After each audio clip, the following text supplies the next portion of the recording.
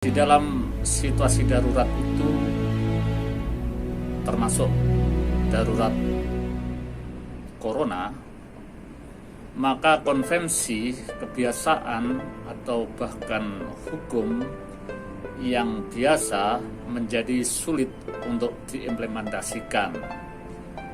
Yang bisa dilakukan adalah hukum darurat atau konvensi-konvensi dalam keadaan darurat.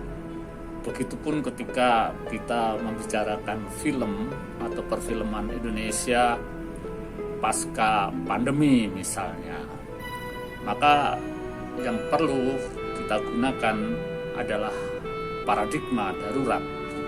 Itulah kenapa kemudian muncul istilah new normal atau normal baru. Di dalam situasi darurat, hukum yang biasanya berlaku menjadi tidak berlaku karena yang berlaku adalah hukum darurat, maka situasinya bisa dikatakan tidak beraturan. Bahasa lainnya adalah anarkisme. Di dalam darurat, di dalam anarkis, seperti misalnya situasi perang, akan selalu ada pihak-pihak yang tetap diuntungkan, tetapi di pihak lain akan berjatuhan korban-korban. Dalam perang misalnya, para penjual senjata, para calo-calo pengungsi, para maklar-maklar itu akan dapat keuntungan yang besar, penjaga perdamaian. Tetapi bahwa rakyat, korban-korban perang akan berjatuhan. Di dalam darurat corona ini pun hal yang sama terjadi. Banyak orang yang diuntungkan oleh situasi darurat ini.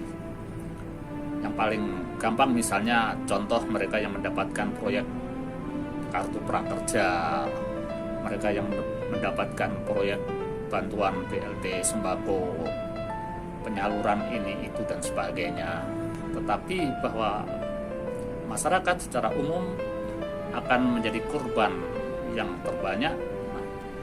Mereka yang mendapatkan keuntungan adalah mereka yang berkuasa dan memiliki kapital besar atau para kapitalis. Nah, begitulah di perfilman Indonesia, saya kira tetap akan ada pihak-pihak yang diuntungkan oleh situasi pasca darurat pandemi corona ini.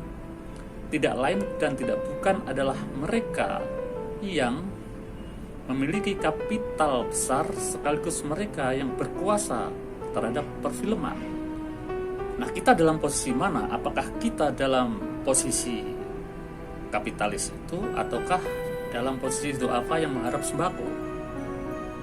Jadi itu yang akan terjadi. Nah, perfilman nasional maupun film Indonesia sendiri akan terus berjalan. Tetapi apakah yang mendapat keuntungan dari situasi darurat ini adalah para kapitalis atau para penguasa dibanding para sineas-sineas atau para pekerja film? Nah, itu yang